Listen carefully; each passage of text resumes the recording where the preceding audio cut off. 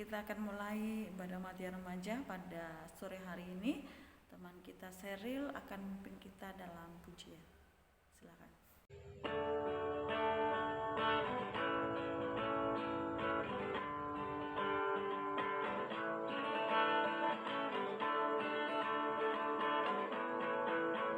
Tiada lelah bekerja di ladangnya Tuhan, Roh Kudus yang beri kekuatan, yang mengajar dan menopang.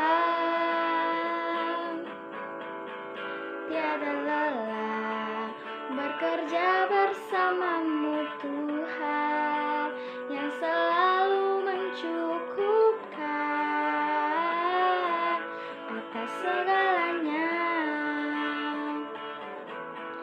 Ratakan tanah yang bergelombang, timbullah tanah yang berlubang,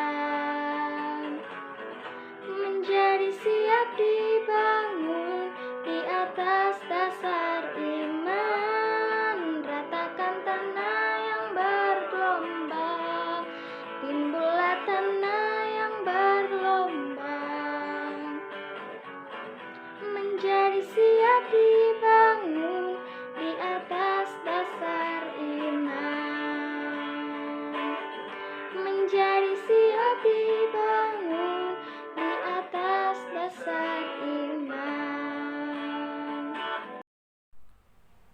Mari kita berdoa. Tuhan Yesus, terima kasih untuk sore hari ini, untuk pimpinan dan pertolongan Tuhan. Pada sore ini akan beribadah bersama-sama. Berkati anak-anak sekolah minggu, anak matian remaja yang saat ini ada di rumah mereka masing-masing. Kami akan beribadah bersama-sama. Dalam nama Yesus kami telah berdoa.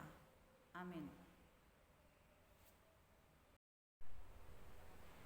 Kita membaca dari Bilangan pasal 21 ayat 1 sampai ayat yang ke-9.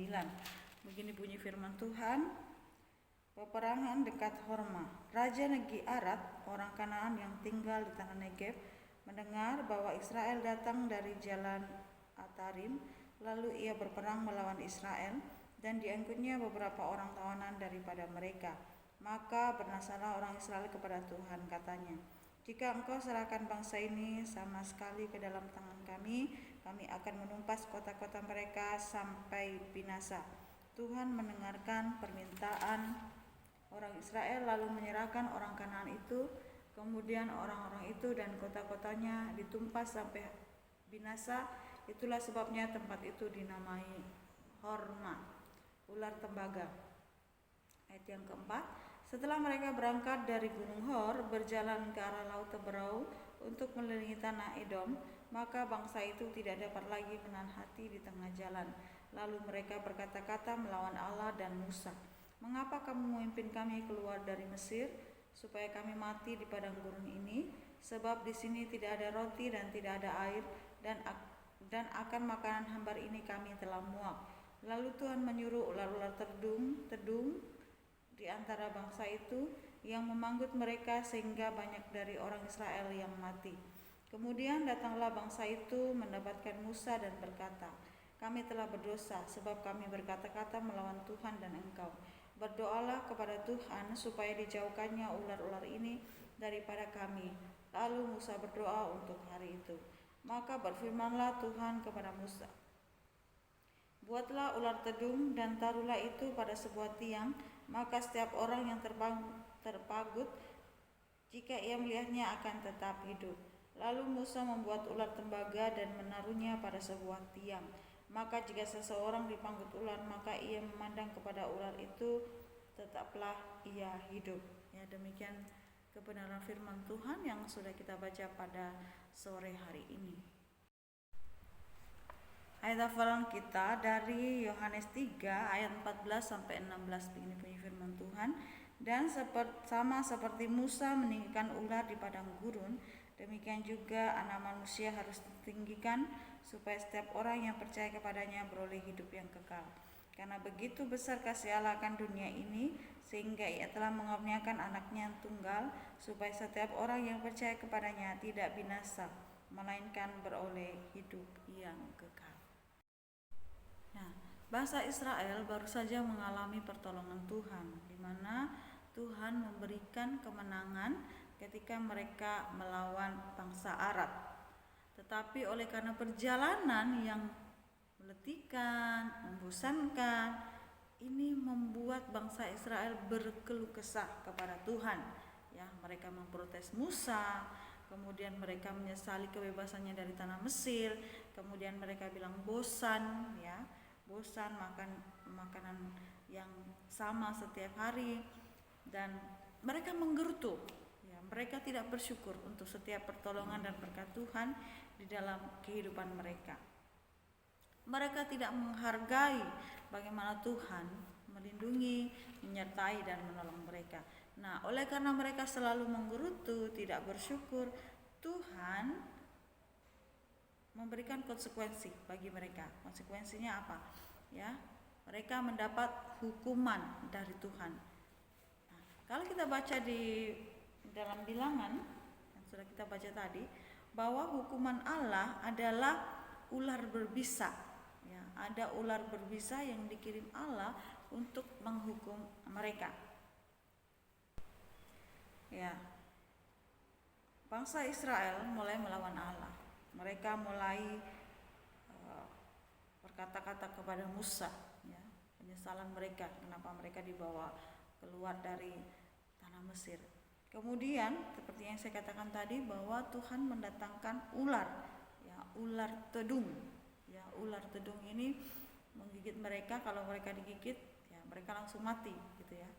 Nah, dalam keadaan seperti itu, dalam hukuman yang Tuhan izinkan kepada bangsa Israel, mereka mulai sadar, ya, mereka sadar bahwa ternyata mereka melawan Tuhan, ya, mereka tidak bersyukur untuk setiap berkat dan pertolongan Tuhan di dalam kehidupan bangsa Israel. Nah, mereka kemudian bertobat. Mereka meminta pertobatan melalui doa Musa. Nah, Tuhan menyuruh membuat ular tembaga dan menaruhnya di atas tiang. Jadi siapapun yang melihat ular tembaga itu, dia akan tetap hidup meskipun dipatok oleh ular. Nah, oleh karena itu ini menggambarkan bahwa juru selamat itulah yang akan menolong kita.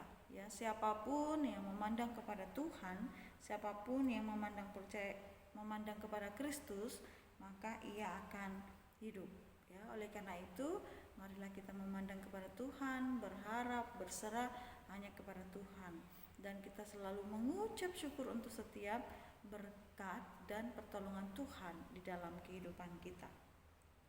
Nah, dari sini kita belajar bahwa dosa itu jalan keluarnya adalah dengan bertobat. Ketika kita berbuat dosa, ketika kita berbuat kesalahan, ya, marilah kita berbalik dari dosa kita dan kita percaya kepada Tuhan.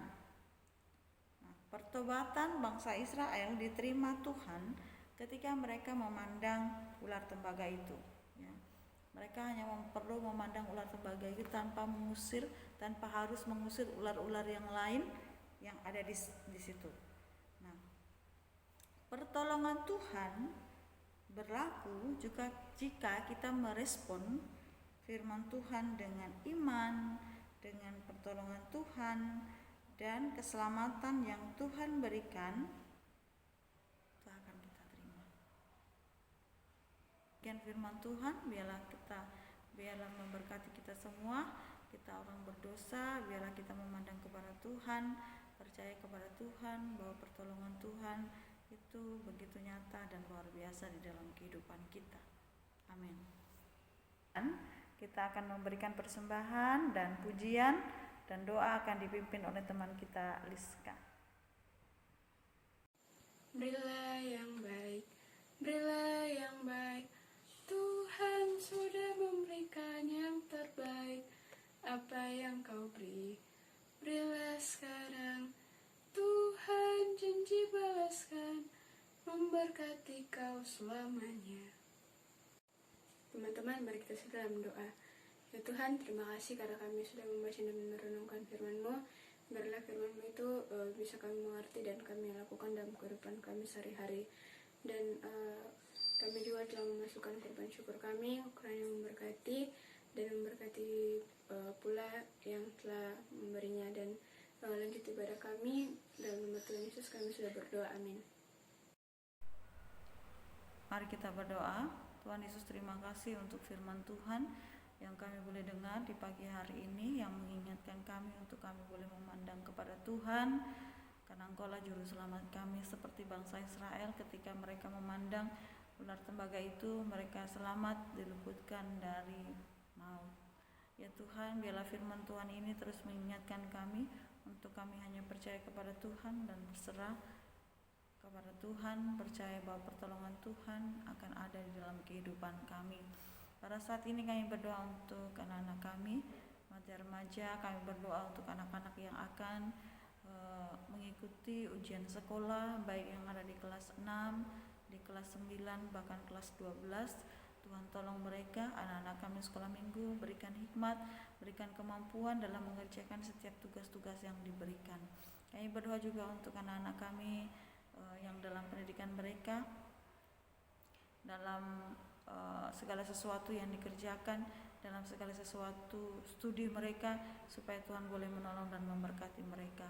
Kami berdoa untuk bangsa dan negara kami, supaya Tuhan boleh menolong dan memberkati di tengah-tengah pandemi yang masih saat ini masih ada.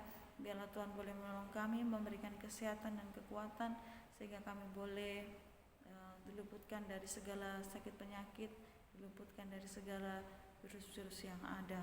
Kami berdoa juga Tuhan untuk anak-anak kami, mati remaja, untuk anak-anak kami sekolah minggu. Biarlah kami terus boleh memandang kepada Tuhan, karena kami tahu sumber pertolongan kami adalah Tuhan. Ya Tuhan, kami berdoa untuk setiap pergumulan anak-anak kami sekolah minggu, baik dalam studi mereka, dalam kesehatan mereka, supaya Tuhan boleh menolong dan memberikan kekuatan kepada mereka.